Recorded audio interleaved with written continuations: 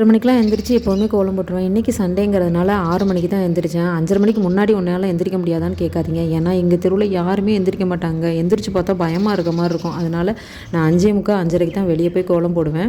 இது பார்த்திங்கன்னா நேற்று வந்து காய்கறி கட் பண்ணி வச்சுருந்த தோல்லேருந்து மிக்ஸி ஜாரில் போட்டு அரைச்சி நம்ம வந்து அந்த தொட்டியில் போட்டோம். தண்ணி ஊற்றாமல் ஒரு வாரத்துக்கு ஒரு தடவை இந்த மாதிரி தண்ணி மட்டும் ஆட் பண்ணிவிட்டு இந்த மாதிரி உரம் போட்டோம்னா நல்லா செழிப்பாக வரணும். அந்த தெரியுது பாருங்கள், அந்த வீட்டு அக்கா வந்து சொன்னாங்க. அந்த அக்கா வீட்டில் பார்த்திங்கன்னா ரோஸ் எல்லாமே ஊட்டி கொடைக்கானலில் பூத்து குலுங்குற மாதிரி இருக்கும். ஸோ நானும் அதை ஃபாலோ பண்ணலான்னு இந்த மொட்டை மாடி எல்லாமே இந்த சண்டே தான் நமக்கு வந்து ஃப்ரீ டேன்னு சொல்லிவிட்டு எல்லாத்தையும் க்ளீன் பண்ணி கூட்டி அள்ளி போட்டுட்டு, இது பார்த்திங்கன்னா முட்டை, நாட்டுக்கோழி முட்டை வந்து பக்கத்தில் வந்து கேட்டிருந்தேன். அவங்க வந்து 26 முட்டை சேர்த்து வச்சு வந்து இதில் வந்து கொடுத்துட்டு போனாங்க. இதை எடுத்து வைக்கிறதே பெரிய டாஸ்க்காக இருக்கும் போல். அதில் 4 முட்டை வச்சு எங்கள் வீட்டுக்காரருக்கு 2 முட்டை, எனக்கு 2 முட்டை சாப்பிட்டுட்டு ஆஃபீஸ் வந்து கிளம்பிட்டாங்க.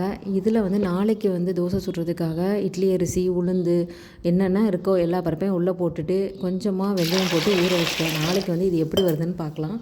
இது எல்லாத்தையும் ரெடி பண்ணி வச்சுட்டு பார்த்திங்கன்னா வீட்டை க்ளீன் பண்ணலாம். ஏன்னா லஞ்சுக்கு வந்து லேட்டாக தான் வருவாங்க அப்படிங்கிறதுக்காக க்ளீன் பண்ணலாம். போனால் ஹாலில் பாருங்கள் டைனிங் டேபிளில் சுற்ற ஆரம்பிச்சிருச்சு. சரி ஓகே, ஒரு வழியாக வந்து எல்லாத்தையும் க்ளீன் பண்ணி தான் ஆகணும் அப்படின்னு ரூம் எல்லாத்தையும் க்ளீன் பண்ணி வச்சுட்டு, இந்த காலண்டரோட கதை வந்து ஒரு பெரிய ஸ்டோரி நான் இன்னொரு வீடியோவில் சொல்கிறேன்.